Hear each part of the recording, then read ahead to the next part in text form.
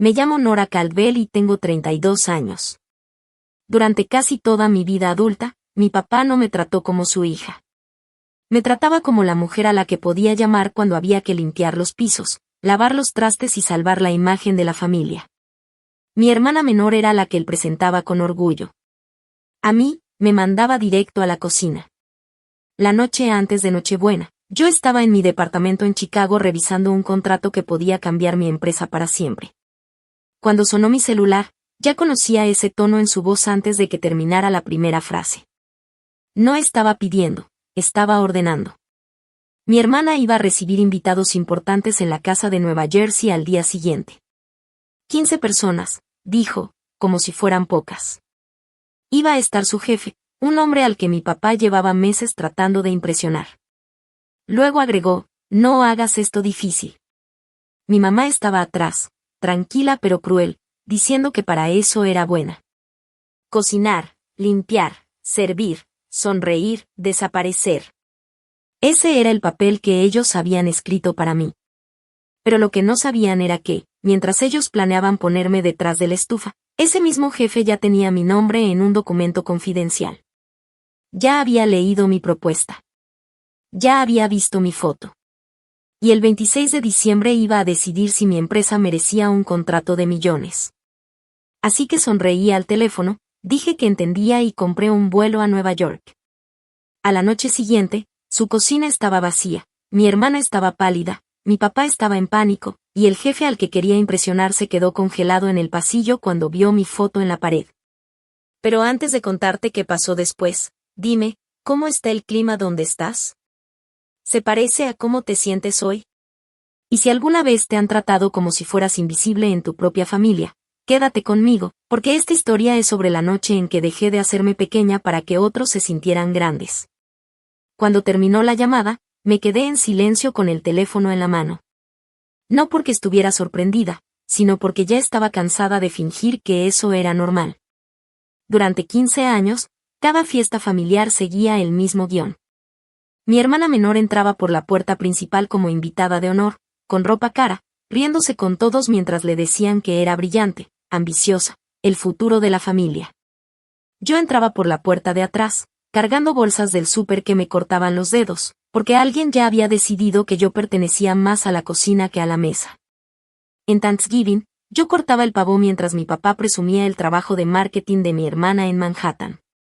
En Pascua, yo lavaba copas mientras mi mamá enseñaba la vista de la nueva oficina de mi hermana.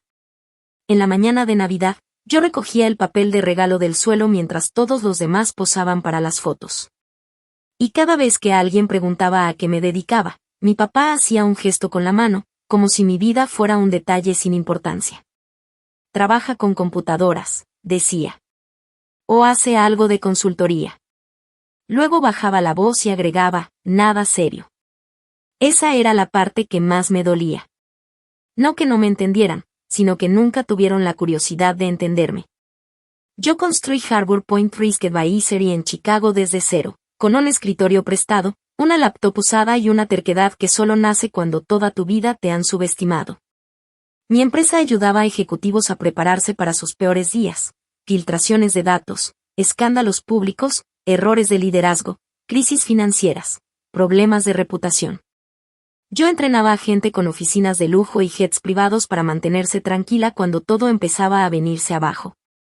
Tenía 38 empleados, clientes en 6 estados y una lista de espera de empresas dispuestas a pagar más por una sola simulación de emergencia de lo que mi papá creía que yo ganaba en todo un año. Pero en mi casa, nada de eso existía. Ahí, yo seguía siendo la hija que sabía dónde guardaban la vajilla fina. La verdad es que dejé de contarle sobre mi vida, porque cada intento terminaba en otra humillación. Hace 3 años mencioné que había conseguido un cliente bancario importante. Mi mamá sonrió sin despegar la vista del celular y dijo: «Qué bonito, hija, pero a tu hermana la acaban de invitar a un brunch de liderazgo». Hace 2 años traté de explicar qué era la consultoría de crisis. Mi papá se rió y dijo: «¿Entonces las empresas te pagan por decirles que no entren en pánico? Qué padre vivir de fingir que eso es un negocio de verdad». El año pasado, cuando compré mi departamento en Chicago, casi les digo: Incluso escribí el mensaje. Acabo de comprar mi primer hogar.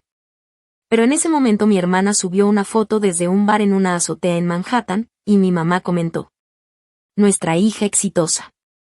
Borré mi mensaje y desempacé sola. Eso es lo raro de ser invisible. Después de un tiempo, dejas de pedir que te vean. Mejor construyes una vida donde su ceguera ya no te alcance. Ese diciembre, mi empresa estaba trabajando en el contrato más grande que habíamos intentado conseguir. Bestbridge Capital, una de las firmas de inversión más importantes de Manhattan, quería un programa completo de preparación ante crisis para su equipo directivo. Si firmaban, valía $2.4 millones, y nos permitiría abrir una oficina en Nueva York en primavera. Durante 3 meses, mi equipo y yo vivimos dentro de esa propuesta. Creamos simulaciones, mapas de respuesta legal, entrenamientos para medios, ejercicios de comunicación interna y una evaluación especial de liderazgo que podía detectar malas decisiones antes de que pasara una crisis real. El CEO de Bestbridge revisó cada página. Su equipo pidió que yo estuviera presente en la reunión final. Querían a la fundadora en la sala. Querían a la persona que construyó Harbor Point desde cero. Mi familia quería que esa misma persona estuviera puliendo bandejas para servir. Cuando mi papá dijo que el jefe de mi hermana iba a estar en la cena, no reaccioné de inmediato. No pregunté su nombre. No les di el gusto de que notaran un cambio en mi voz. Pero cuando colgué, abrí mi correo y vi la firma al final del último mensaje de Bestbridge. Nathaniel Price, director ejecutivo. El mismo hombre al que mi papá llevaba meses persiguiendo. El mismo que mi hermana estaba desesperada por impresionar. El mismo que ya había visto el perfil de mi empresa, mi foto y el resumen de mi propuesta.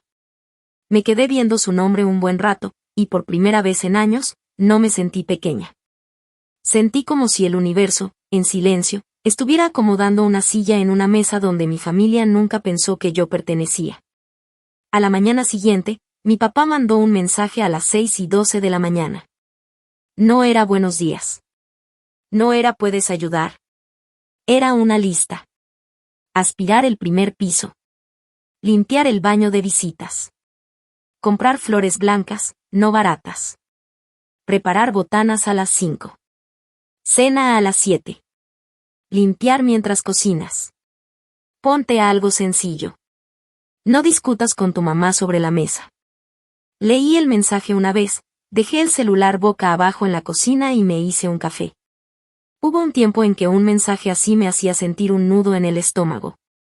Empezaba a pensar en vuelos, listas del súper, horarios de tren, en cómo ser lo suficientemente útil para que nadie me llamara egoísta. Pero esa mañana, lo único importante en mi agenda era Bestbridge. Mi equipo tenía una llamada final a las 9. Mi vuelo a Nueva York salía a las 6. Mi presentación ya estaba casi lista, pero todavía no perfecta. Y a diferencia de la cena de mi familia, mi trabajo se involucraba gente que realmente dependía de mí. A las 9 en punto me conecté a la videollamada. Mi directora de operaciones revisó el modelo final de riesgos. El encargado de comunicaciones presentó una simulación de crisis con la prensa. El asesor legal confirmó que los escenarios coincidían con los riesgos de la industria de Bestbridge. Al final de la llamada, mi asistente dijo: Nora, la oficina de Nathaniel Price volvió a confirmar. Quieren que tú dirijas la sesión final en persona. Miré mi celular, todavía boca abajo en la cocina. Claro que querían. A las 10:30, mi mamá llamó. La dejé sonar. Luego llamó mi hermana. Luego otra vez mi papá. Al final, contesté. No preguntó por qué los había ignorado. Empezó directo. ¿A qué hora llegas mañana? Le dije. No voy a ir. El silencio en la línea fue casi tranquilo.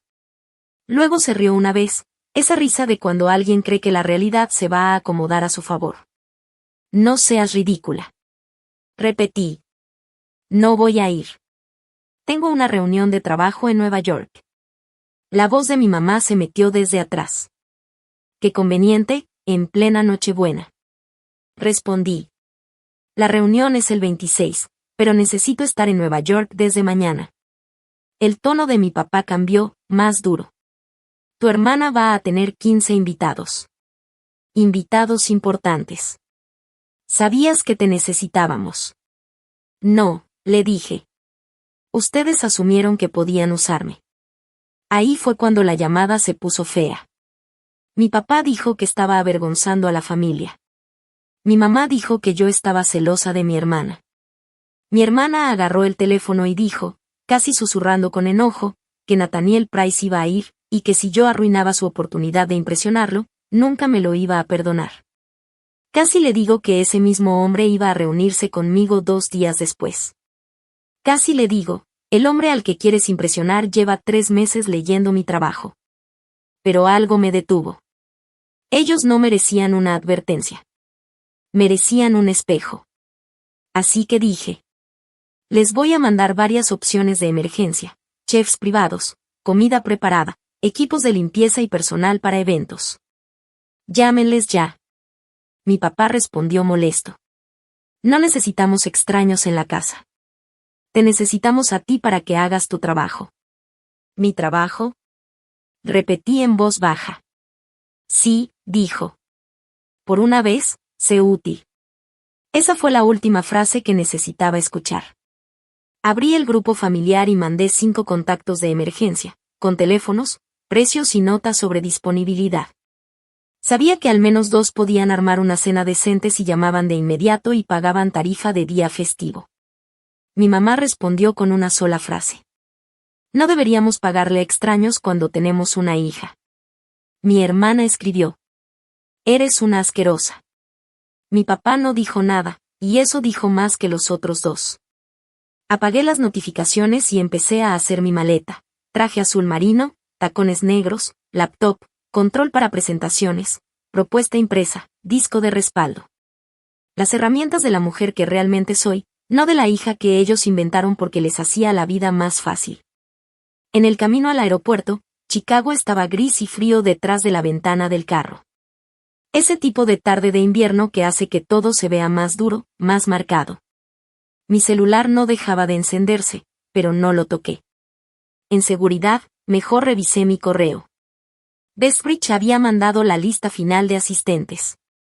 Nathaniel Price, director financiero, asesor legal, directora de recursos humanos, jefe de comunicaciones corporativas, un observador del consejo. Todas esas personas iban a evaluar si podían confiar en mí para manejar los momentos más delicados de su empresa. Mientras tanto, en Nueva Jersey, mi familia estaba evaluando si yo valía más que trabajo gratis. Cuando el avión despegó, miré las luces abajo y sentí algo acomodarse dentro de mí. No estaba abandonando a mi familia.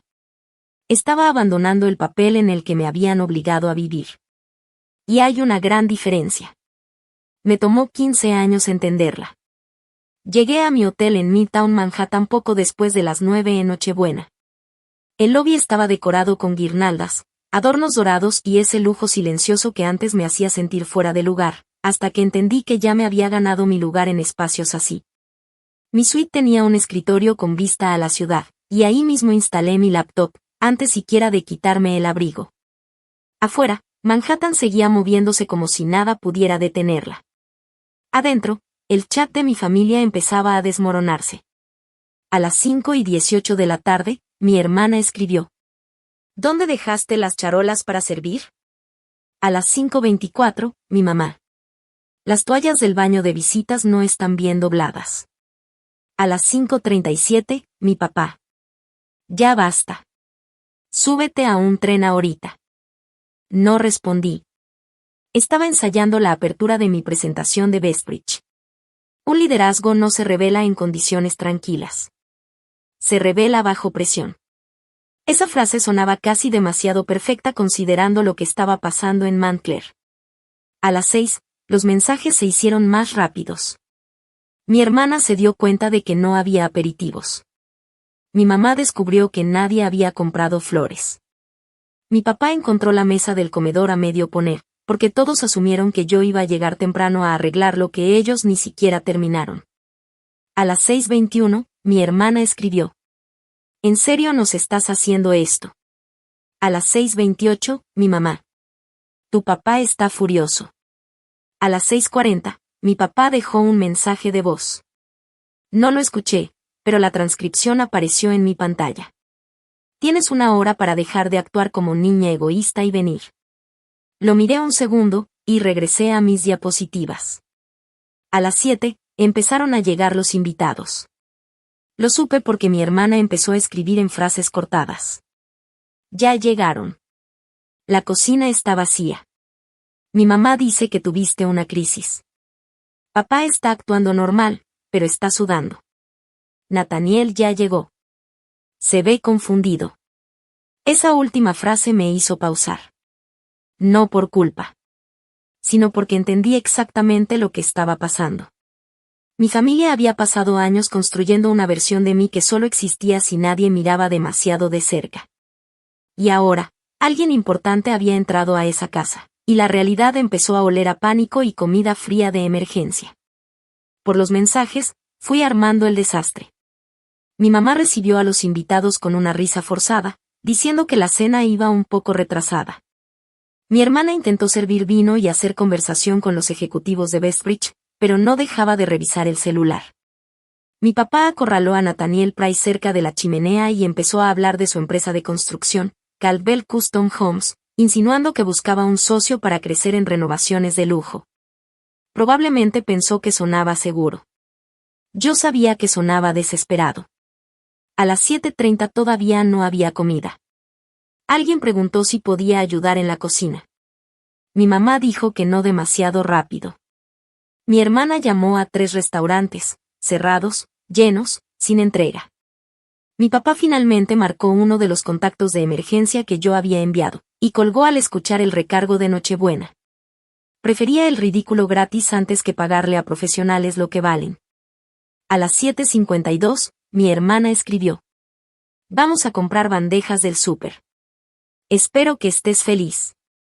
Yo no estaba feliz. Y eso es lo que mi familia nunca ha entendido. Los límites no siempre se sienten bonitos.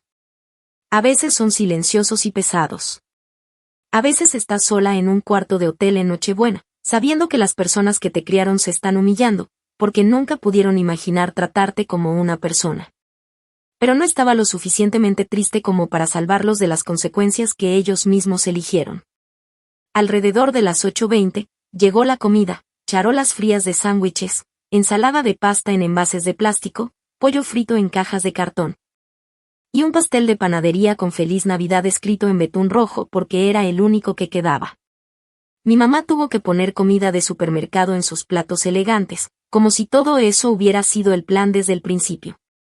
Mi hermana escribió. Nathaniel casi no ha tocado nada.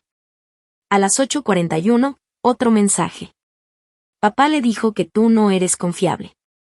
A las 8:45. Mamá dijo que siempre has sido difícil. A las 8:48, Sloan escribió. Escuchó a papá decir que eres inútil. Me recargué en la silla y cerré los ojos. Ahí estaba el verdadero desastre. No la cocina vacía, no la mala comida, no la oportunidad de impresionar a alguien importante. El problema real era que ellos no podían dejar de exponerse solos. Incluso con gente importante enfrente, seguían culpando a la persona que no estaba, en lugar de aceptar lo que ellos no hicieron. Eso no era un problema de cena. Era un problema de carácter. Y desafortunadamente para ellos, el CEO en su sala era experto en leer carácter antes de firmar cualquier cosa. El mensaje que cambió todo llegó a las 9:17 de la noche. Mi hermana escribió. ¿Por qué Nathaniel está mirando la pared del pasillo? Me senté lentamente. Mi pulso no se aceleró, pero todo dentro de mí se quedó completamente quieto. Yo conocía ese pasillo. Yo conocía esa pared. Mi mamá la había convertido en una galería de logros familiares. Aunque decir familia era muy generoso. La mayoría de los marcos eran de mi hermana, su trofeo de debate, su graduación, su primer día en su oficina de Manhattan. Una foto con mis papás en algún evento de caridad donde ella llevaba vestido blanco y parecía la hija perfecta que ellos siempre quisieron. Yo tenía exactamente 3 fotos en esa pared. Una de mi graduación de la prepa, donde la mano de mi papá estaba sobre el hombro de mi hermana, aunque era mi ceremonia. Una foto vieja de Navidad donde yo sostenía una charola de galletas. Y una tercera que mi tía había mandado el año anterior, después de verla en internet. Era yo en un escenario de un foro de liderazgo en Chicago, con traje negro, sosteniendo un micrófono, con el letrero detrás que decía, Risk Leadership Summit. Mi mamá la había enmarcado porque mi tía dijo que me veía impresionante. Pero la puso abajo, casi escondida entre las fotos grandes de mi hermana. Nunca preguntó qué evento era. Nunca preguntó por qué yo estaba ahí hablando. Probablemente pensó que era algo pequeño, de networking local.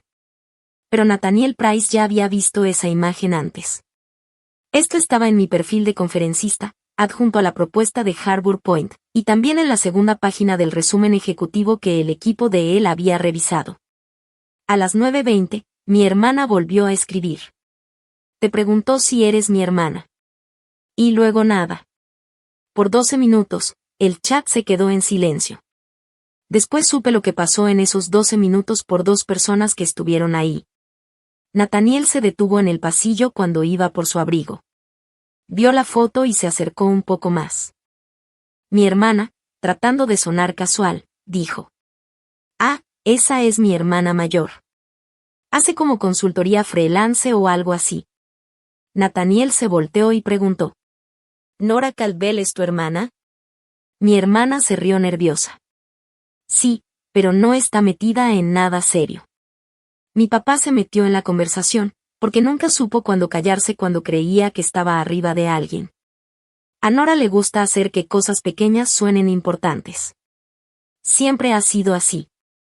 Mi mamá agregó. Es buena en cosas prácticas, eso sí. Normalmente nos ayuda con la cena. Ahí cambió la expresión de Nathaniel. No levantó la voz. No los regañó en ese momento. Los hombres como él no necesitan gritar para enfriar una habitación. Solo preguntó. ¿Qué exactamente hace Nora? Mi papá se encogió de hombros. Consultoría, cosas de oficina. Mi mamá dijo. Nosotros nunca hemos entendido bien eso. Mi hermana, desesperada por recuperar el control, dijo. Ella no es parte de esta noche. Yo soy la que trabaja con Bestbridge. Nathaniel los miró uno por uno y preguntó. ¿Alguno de ustedes ha visitado su oficina? Nadie respondió. ¿Alguna vez han preguntado por sus clientes? Silencio. ¿Saben por qué está en Nueva York esta semana? Mi papá frunció el ceño. Dice que tiene una reunión de negocios. Nathaniel asintió despacio. Ya veo. Eso fue todo. 2 palabras, ya veo. Pero según me contaron, toda la sala cambió en ese instante. Mi papá intentó regresarlo a la conversación sobre inversiones en construcción. Nathaniel no cayó. Mi mamá intentó bromear diciendo que todas las familias tenían un hijo dramático. Nathaniel no sonrió. Mi hermana intentó venderle una idea de campaña para el programa social de Bestbridge. Él dijo. Quizá esta no es la ocasión adecuada. Luego agradeció la invitación, se puso el abrigo y se fue antes del postre. A las 9:39, mi hermana finalmente me escribió. ¿Qué hiciste? Casi me reí. No porque fuera gracioso, sino porque la pregunta estaba al revés. Yo no hice nada. Ese era el punto. No los expuse. No interrumpí su cena. No llamé a Nathaniel. No mandé pruebas. Simplemente me salí del papel que mantenía viva su ilusión, y todo se cayó sin que yo lo sostuviera. A las 10:04, mi papá dejó otro mensaje de voz. Ese sí lo escuché. Su voz era baja y llena de enojo. No sé qué juego estás jugando, pero esta noche nos hiciste quedar como unos tontos. Vas a llamarme en la mañana y vas a explicarte. Borré el mensaje. Después abrí otra vez mi presentación de Bestbridge y revisé la última diapositiva. El título original era Liderando en crisis. Lo cambié a Responsabilidad bajo presión. Era más preciso. Antes de seguir, déjame preguntarte algo. ¿Alguna vez has visto a alguien subestimarte tanto que la verdad, cuando aparece, Casi parece imposible para ellos de creer. ¿Tú te habrías explicado de inmediato? ¿O habrías dejado que lo descubrieran de la forma más inolvidable posible? Dime qué harías tú. Porque la mañana siguiente fue cuando mi papá entendió que la mujer a la que llamó inútil era justo la persona que estaba entre él y la inversión que más quería. El 26 de diciembre llegué a Westbridge Capital 20 minutos antes. La oficina estaba en un piso alto en Manhattan, paredes de vidrio, alfombras silenciosas y salas de juntas con nombres de puentes antiguos. Llevaba un traje color gris oscuro, una carpeta de piel, y esa calma rara que sientes cuando sabes que ya sobreviviste a peores lugares que el que estás a punto de enfrentar. Una recepcionista me llevó a la sala principal, donde mi equipo ya estaba conectado a la presentación. Por las ventanas, la ciudad se veía limpia y brillante, como si la Navidad la hubiera lavado. A las 9 en punto entró Nathaniel Price con su CFO, su asesora legal, la directora de recursos humanos y el jefe de comunicaciones. Me dio la mano primero. Señora Caldwell, dijo. Qué gusto finalmente conocerla en persona. Su cara no mostraba nada. Igualmente, respondí. Luego me sostuvo la mirada un segundo más y añadió. Creo que estuve en la casa de sus padres hace 2 noches. La sala se quedó completamente en silencio. Mi equipo sabía lo suficiente de mi familia como para entender que eso no era una conversación casual. Yo pude haberme disculpado. Pude haber dado explicaciones. Pude haber intentado separarme del desastre. En vez de eso dije. Entonces ya vio una demostración en vivo de lo que pasa cuando la gente confunde control con liderazgo. Por un segundo nadie se movió. Luego Nathaniel sonrió. No una sonrisa educada, una real. Se sentó. Y justo por eso quería continuar esta reunión. Me acomodé al frente de la sala y empecé. La primera diapositiva decía una sola frase. El carácter no se crea bajo presión. Se revela. Les expliqué el programa que Harbor Point había diseñado para Westbridge. Una simulación de filtración de datos antes de abrir el mercado. Una fuga interna falsa sobre compensaciones ejecutivas. Una solicitud hostil de medios. Un conflicto en el consejo por retrasos en información. Pánico de empleados, presión de inversionistas, escalada en redes sociales. Cada escenario estaba hecho para probar no lo que los líderes decían creer, sino lo que realmente hacían cuando culpar a alguien se volvía conveniente. Mientras yo hablaba, podía sentir cómo la sala se inclinaba hacia adelante, escuchando. Ahí no era teoría para ellos. Era riesgo. Era dinero. Era reputación. Era la diferencia entre una empresa que sobrevive a una crisis y una que termina como ejemplo de lo que no se debe hacer. Nathaniel hizo preguntas directas. Su asesora legal cuestionó los tiempos. El jefe de comunicaciones pidió más detalles sobre cómo se controlan los mensajes. La directora de recursos humanos preguntó cómo medíamos la responsabilidad de liderazgo después de la simulación. Yo respondí todo con claridad. Porque ese era mi mundo. No la cocina. No el pasillo donde mi papá daba órdenes. Esto era estrategia, presión, decisiones, consecuencias. Casi al final, Nathaniel juntó las manos y dijo. Quiero decir algo directamente. Hace 2 noches vi a una familia culpar a una mujer ausente por su propia falta de preparación. Vi a gente hablar de ti con desprecio, debajo de una foto que demostraba que nunca se habían tomado el tiempo de conocerte. Hizo una pausa. Y hoy vi a esa misma mujer explicar liderazgo en crisis mejor que cualquiera que haya traído a esta empresa. Se volteó hacia su equipo. Esa diferencia me dice todo lo que necesito saber. El CFO asintió. El asesor legal cerró la carpeta del contrato y me la deslizó. Nathaniel dijo. Westbridge quiere avanzar con Harbor Point. Programa completo, 2 años de contrato, $2.4 millones. Apoyo para oficina en Nueva York incluido. Por un momento, solo escuché mi respiración. No porque dudara que lo merecía, sino porque una parte de mí todavía recordaba tener 17 años, parada frente al fregadero lleno de platos, mientras mi papá le decía a sus invitados que mi hermana era la que tenía futuro. Firmé el contrato con la mano firme. Mi equipo exhaló al mismo tiempo. Nathaniel firmó después de mí y se levantó para darme la mano otra vez. Felicidades, señorita Caldwell. Después sirvieron champaña. El director de comunicaciones preguntó si podían anunciar la alianza en LinkedIn. Aprobé el texto. No había nada personal en eso. Nada cruel. Solo un anuncio profesional. Bestbridge Capital se enorgullece de asociarse con Harbor Point Risk Advisory y su fundadora y CEO, Nora Caldwell, para fortalecer la preparación ante crisis y la responsabilidad en el liderazgo. Etiquetaron mi empresa y mi nombre. Con eso fue suficiente.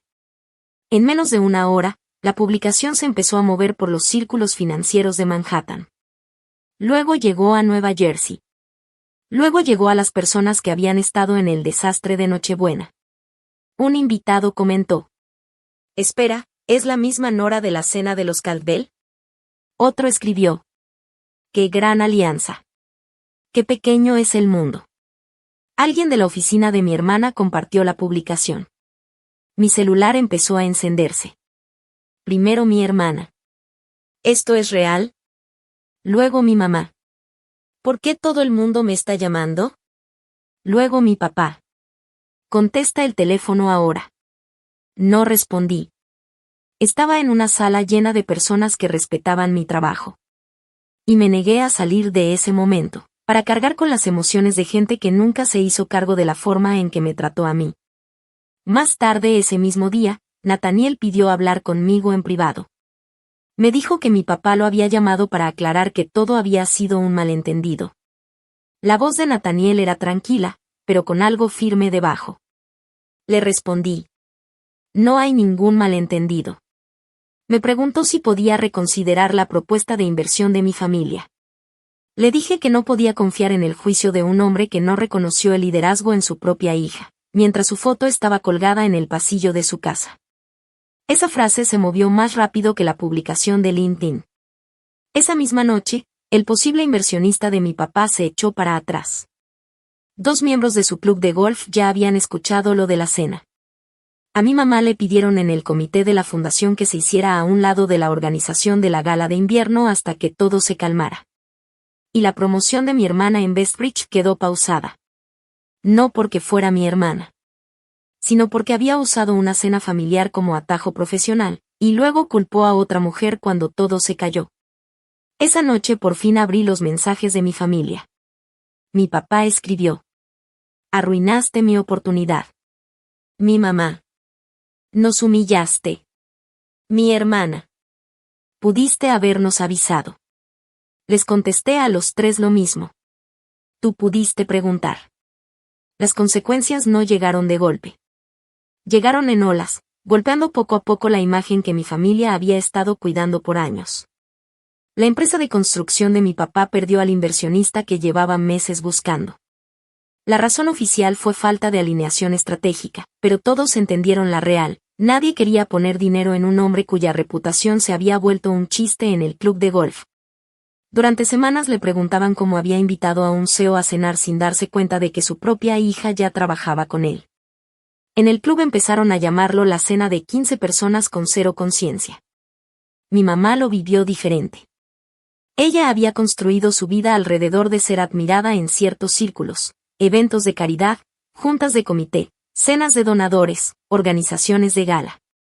Después de Nochebuena, esos espacios se enfriaron. Al principio nadie la confrontó directamente, simplemente dejaron de invitarla a liderar. Luego el comité de la gala de invierno mandó un correo muy educado diciendo que querían tomar una nueva dirección. El caso de mi hermana fue más silencioso, pero más doloroso. En Bestbridge no la corrieron. Nathaniel era demasiado profesional para eso. Pero la sacaron de un proyecto de alto perfil y le dijeron que tenía que reconstruir confianza con consistencia, criterio y responsabilidad. Por primera vez en su vida, nadie la protegió de las consecuencias de lo que hizo. Mientras tanto, yo trabajaba. Harbor Point abrió su oficina en Nueva York antes de lo planeado. Contratamos 12 personas nuevas en el primer trimestre. Y nuestro programa de preparación para crisis se volvió uno de los servicios más solicitados de la empresa. Una revista de negocios me pidió una entrevista sobre liderazgo bajo presión. Cuando el reportero me preguntó de dónde venía mi confianza, casi me reí. La confianza no fue el inicio. La supervivencia sí. Durante años aprendí a mantener la calma mientras me mal nombraban, me subestimaban, me reducían. Resulta que esa habilidad también sirve en las salas de juntas. 6 semanas después del anuncio con Bestbridge, mi papá me mandó un mensaje que no sonaba a él. Nora, quiero verte. No para discutir, sino para escucharte. Lo leí varias veces antes de aceptar. Yo elegí el lugar, una cafetería tranquila en Manhattan. Neutral, pero más cerca de mi mundo que del suyo. Cuando llegaron, se veían más pequeños de lo que los recordaba. Mi papá tenía los hombros caídos. Mi mamá traía el maquillaje perfecto, pero la mirada cansada. Mi hermana estaba sentada sin revisar el celular, lo cual ya era un avance enorme. Antes de que dijeran algo, puse una hoja sobre la mesa. Estas son mis condiciones, dije. Si quieren tener una relación conmigo, empezamos aquí. La leyeron en silencio. Respeto igual, sin excepciones. Nada de tratarme como mano de obra gratis. Una disculpa real, sin culparme por su vergüenza.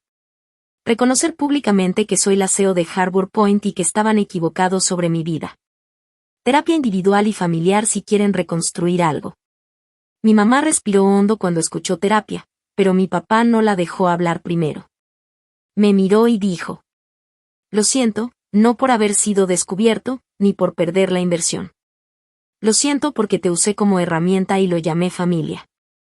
Hizo una pausa. Me gustaba que estuvieras en ese papel porque me hacía la vida más fácil. Y cuando te volviste exitosa, no lo vi, porque verlo me obligaba a aceptar lo mal que te traté. Los ojos de mi mamá se llenaron de lágrimas, pero esta vez no me apuré a consolarla. Ella dijo: Fui cruel porque tenía miedo. Tu hermana encajaba en la historia que yo quería contar de nuestra familia. Tú no. Tú eras independiente, y te castigué por eso. Luego mi hermana habló en voz baja. Me gustaba ser la favorita. Dejé que te hicieran pequeña porque eso me hacía sentir más grande. Se quedó en silencio un momento. En el trabajo, cuando Nathaniel te vio después de esa cena, entendí que me había convertido en exactamente el tipo de persona que digo criticar. Lo siento, Nora. No los perdoné ese día. El perdón no es una actuación ni un premio que se gana diciendo lo correcto una vez. Pero sí les dije algo. La puerta no está cerrada. Pero está vigilada. Si quieren cruzarla, no basta con una conversación emocional. Necesitan cambiar su forma de actuar, por mucho tiempo. Durante el año siguiente lo intentaron. No perfecto. A veces torpe. Pero lo intentaron. Mi papá empezó a corregir a la gente cuando me llamaban consultora con ese tono despectivo. Mi mamá le dijo a su círculo de caridad que estaba equivocada conmigo. Y sí, le costó orgullo, que justamente era lo importante. Mi hermana empezó terapia y dejó de pedirme favores disfrazados de emergencias. Al siguiente Navidad, yo organicé la cena en mi departamento de Chicago. No porque me lo exigieran, sino porque yo lo elegí. Y no cociné. Contraté a un equipo profesional de cenas privadas, pagué la tarifa completa, les di buena propina y me senté en la cabecera de mi propia mesa mientras todos eran servidos. Mi papá vio como uno de los meseros me decía señorita Caldwell. Y por primera vez, no se veía avergonzado. Se veía orgulloso. Durante la cena, mi mamá levantó su copa y dijo: Por Nora, que construyó una vida que debimos haber visto mucho antes. No fue un final perfecto. La sanación rara vez lo es. Pero fue un inicio honesto. Lo que aprendí es algo que ojalá nunca olvides. Si estás en un lugar donde todavía te hacen sentir menos, tu valor no baja solo porque alguien se niega a verlo. El amor no debería exigirte desaparecer. La familia no debería significar trabajo gratis, dolor silencioso o permiso eterno para faltarte al respeto. La educación no solo es lo que aprendemos en la escuela. A veces lo más valioso es entender que los límites no son crueldad, son respeto propio. Los límites le enseñan a los demás cómo quererte sin poseerte. Te enseñan a dejar de confundir sacrificio con valor. Yo no gané porque mi familia fue humillada. Gané porque me elegí a mí misma sin destruirme en el proceso. Dejé que el éxito hablara, pero también dejé que la sanación tuviera oportunidad, después de que la responsabilidad llegara primero. Así que si alguna vez tuviste que defender tu propio valor frente a las personas que se supone deberían protegerlo, comparte tu historia. Quizá alguien que lo lea esté justo donde yo estuve, esperando una prueba de que sí se puede dejar de hacerse pequeño.